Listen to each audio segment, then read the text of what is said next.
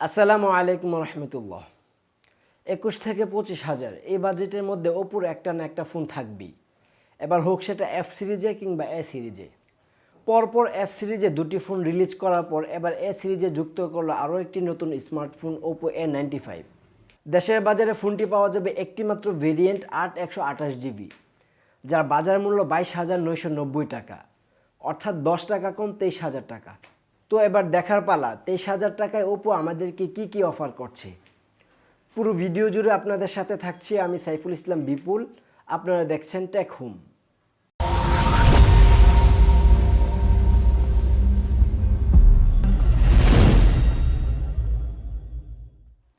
মূল ভিডিওতে যাওয়ার আগে যারা আমাদের চ্যানেলটি এখনও সাবস্ক্রাইব করেননি সাবস্ক্রাইব করে ফেলুন, ধন্যবাদ।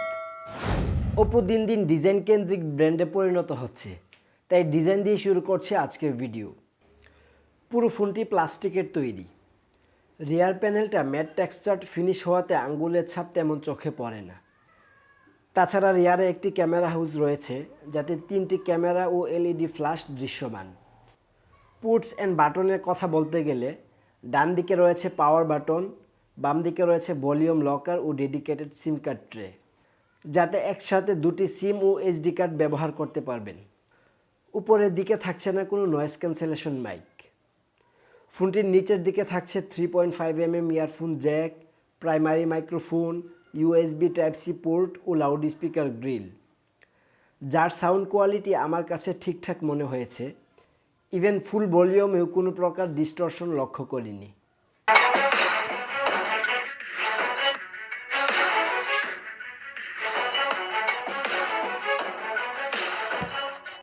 ওপো A95 এর থিকনেস 7.95mm হওয়া সত্ত্বেও এতে থাকছে 5000 mAh ব্যাটারি, আর এর ওজন 175 গ্রাম। থিকনেস এবং ওজন কম হওয়ায় এক হাতে ইউজ করতে কোনো অসুবিধা হবে না। তাছাড়া এর হ্যান্ড গ্রিপও যথেষ্ট ভালো। ফোনটি পাওয়া যাবে মোট দুটি কালার ভেরিয়েন্টে। আমাদের ইউনিটটির নাম দিয়েছে তারা গ্লোয়িং স্টেডি ব্ল্যাক, আর অন্যটি হলো গ্লোয়িং রেইনবো সিলভার। এবার এর ডিসপ্লে নিয়ে কথা বলার পালা। ফোনটিতে থাকছে 6.43 ইঞ্চ অ্যামোলেড ডিসপ্লে প্যানেল, যেটি ফুল এইচডি প্লাস রেজুলেশনের, যার পিক্সেল ডেনসিটি 409 ppi। এর সর্বোচ্চ ব্রাইটনেস 800 নিটস। ডিসপ্লের normal touch sampling rate 135 hertz, আর গেমিং মোডে 180 হার্জ, আর এটি 60 হার্জ রিফ্রেশ রেটের ডিসপ্লে।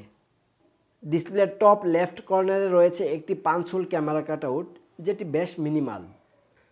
প্রাইস বিবেচনায় এর বেজেল ঠিকঠাক হলেও চিনটা আরেকটু কমানো গেলে দেখতে আরও ভালো লাগতো। যাই হোক, ফুল এইচডি প্লাস রেজুলেশনের অ্যামোলেড ডিসপ্লে হওয়ায় এতে শার্পনেস ও কালারের কোনো অভাব লক্ষ্য করিনি। এছাড়া এর ভিউইং অ্যাঙ্গেল নিয়েও কোনো ইস্যু নেই। ডিসপ্লে সর্বোচ্চ ব্রাইটনেস 800 নিটস হওয়ায় এর আউটডোর ভিজিবিলিটি কাজ চালিয়ে নেওয়ার মতো। তাছাড়া এর টাচ লেটেন্সি ও মাল্টিটাস্কিং নিয়ে কোনো প্রবলেম ফেস করতে হয়নি। এক কথায় যদি বলি, বাজেট অনুযায়ী এটি অবশ্যই ভালো ডিসপ্লে হলেও এতে থাকছে না কোনো ডিসপ্লে প্রোটেকশন। আমার কাছে ওপো A95 এর সবচেয়ে দুর্বল দিক মনে হয়েছে এর প্রসেসিং পাওয়ার, এবং এটা নিয়ে আমার কিছু অভিযোগও রয়েছে। ওপো A95 এ থাকছে স্ন্যাপড্রাগন 662 অক্টাকোর প্রসেসর। 11nm এই প্রসেসরের সর্বোচ্চ ক্লক স্পিড 2 GHz, আর জিপিইউ হিসেবে থাকছে Adreno 610। ইতিমধ্যে বলেছি দেশের বাজারে ফোনটি পাওয়া যাবে 8/128 GB ভেরিয়েন্টে, যার র্যাম টাইপ LPDDR4X এবং স্টোরেজ টাইপ UFS 2.1। তবে আপনারা চাইলে 5GB পর্যন্ত ভার্চুয়াল র্যাম বাড়িয়ে নিতে পারবেন। একই বাজেটের পরপর 3টা ফোনে একই প্রসেসর দেওয়াটা আমার মতে একদম বেমানান। ওপোর F17, F19, A95 এই 3টা ফোনের স্পেক্সের দিকে যদি তাকান, ব্যাটারি, ক্যামেরা ও র্যামের মধ্যে 19 থেকে 20 পার্থক্য লক্ষ্য করবেন। এছাড়াও যদি F17 দিকে লক্ষ্য করেন, ওখানে একটা আলট্রা ওয়াইড লেন্স পেয়ে যাচ্ছেন, অথচ এর পরের F19, A95 এ দুটোতে সেটা মিসিং। যাই হোক, আমরা অনেক চেষ্টা করেও এর আন্তত স্কোর দেখতে পারিনি। তবে গিগবেঞ্চে এর স্কোর সিঙ্গেল করে পেয়েছি 312 এবং মাল্টি করে পেয়েছি 1328। 662 এর পারফরমেন্সের কথা যদি বলি, আপনার দৈনন্দিন কাজগুলো অনায়াসে আঞ্জাম দেওয়ার ক্ষমতা রাখে এই সিপিইউ। এর app opening time fast, 8 GB RAM থাকার সুবাদে মাল্টিটাস্কিংয়েও কোনো প্রবলেম নেই। অনায়াসে অনেকগুলো অ্যাপস একসাথে রান করা যাবে। তবে গেমিংয়ে এসে একটু হতাশ হলাম। এটাতে পাবজি প্লে করেছিলাম, যেটি বাই ডিফল্ট ব্যালেন্স গ্রাফিক্সে মিডিয়াম ফ্রেম রেটে সাজেস্ট করছিল। হতাশ হলাম এই জন্য যে স্ন্যাপড্রাগন 460 আর 662 এদের মধ্যে গেমিং পারফরমেন্স প্রায় সিমিলার, যদিও 460 এর তুলনায় 662তে ফ্রেম ড্রপ ও ল্যাগের পরিমাণ কিছুটা কম। এই ফোনটির অপারেটিং সিস্টেম হিসেবে থাকছে ColorOS 11.1 বেসড অ্যান্ড্রয়েড 11। ColorOS মোটামুটি ব্লুটুথের ফ্রি একটি ইউআই। তাছাড়া অনেকেই জানেন ColorOS এখন OnePlus-এও ব্যবহার করা হয়। Oppo A95-এ থাকছে সেলফি ক্যামেরা সহ মোট 4টি ক্যামেরা, যার মেইন ক্যামেরাটি 48 মেগাপিক্সেলের f1.7 অ্যাপারচারের। রিয়ারে আরও থাকছে 2 মেগাপিক্সেলের ডেপথ ও 2 মেগাপিক্সেলের ম্যাক্রো লেন্স। আমার মতে ক্যামেরার সংখ্যা না বাড়িয়ে অন্তত একটা কাজের আলট্রা ওয়াইড লেন্স দিলে ভালো হতো।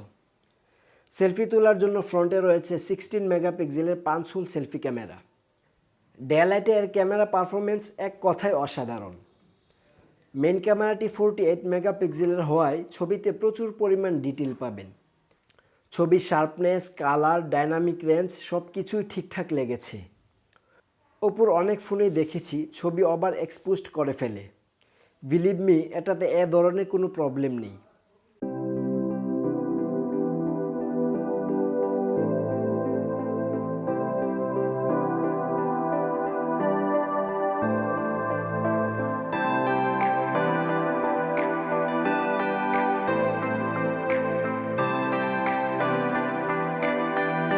এআই অফ করে ছবি তুললে ন্যাচারাল ছবি পাবেন, তবে এআই অন করে তোলা ছবিগুলো দেখতে বেশি ভালো লাগে।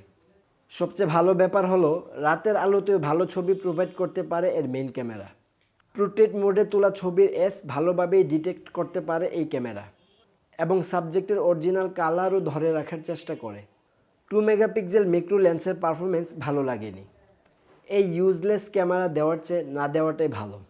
সেলফি ক্যামেরার পারফরমেন্সও দারুণ লেগেছে, যদিও ফেস কিছুটা স্মুথ করে ফেলে, তবে ফেস টুর ন্যাচারাল রাখে এবং ছবিগুলো যথেষ্ট শার্প। পোর্ট্রেট সেলফিগুলোর এজ ডিটেকশন মোটামুটি ভালো। ফ্রন্ট এবং রিয়ার উভয় ক্যামেরা দিয়ে ভিডিও রেকর্ড করা যাবে সর্বোচ্চ 1080p 30 ফ্রেম পার সেকেন্ডে। রিয়ার ক্যামেরায় ইআইএস-এর সাপোর্ট থাকায় মোটামুটি স্টেবল ফুটেজ পাবেন। Oppo A95-কে পাওয়ার আপ করছে 5000 mAh পাওয়ার ব্যাটারি, যাকে চার্জ করতে বক্সে দেওয়া হয়েছে 33 ওয়াটের চার্জার, যা দিয়ে ফোনটিকে ফুল চার্জ করতে 1 ঘন্টার মতো সময় লাগবে। হেভি ইউজে একদিনের মতো ব্যাটারি ব্যাকআপ পাবেন এর থেকে, আর নর্মাল ইউজে 1.5 দিনের মতো, তবে অবশ্যই সেটা আপনার ইউজের উপর নির্ভর করবে। সিকিউরিটির কথা যদি বলি, এতে থাকছে আন্ডার ডিসপ্লে ফিঙ্গারপ্রিন্ট সেন্সর ও ফেস আনলক সুবিধা। আন্ডার ডিসপ্লে ফিঙ্গারপ্রিন্টের আনলক স্পিড মোটামুটি ফাস্ট, আর ফেস আনলক স্পিড যথেষ্ট ফাস্ট। তো এই ছিল Oppo A95-এর বিস্তারিত খুঁটিনাটি বিষয়। এবার ফোনটির কিছু ভালো মন্দ দিক নিয়ে আলোচনা করা যাক। প্রথমে ভালো দিকগুলোর কথা যদি বলি, 5000 mAh ব্যাটারি থাকা সত্ত্বেও স্লিম বডি এবং স্টাইলিশ লুক, ভালো ক্যামেরা পারফরমেন্স, ভালো ব্যাটারি ব্যাকআপ এবং দ্রুত চার্জিং সুবিধা। মন্দ দিকগুলো বলতে আলট্রা ওয়াইড লেন্সের অনুপস্থিতি এবং বাজেট অনুযায়ী দুর্বল প্রসেসর। আশা করি এই ফোনটি কাদের জন্য আপনারাই অনুমান করতে পেরেছেন। সো আজকের ভিডিও এই পর্যন্তই। দেখা হবে পরবর্তী ভিডিওতে ইনশাআল্লাহ। সেই পর্যন্ত সবাই ভালো থাকুন, সুস্থ থাকুন। আল্লাহ হাফেজ।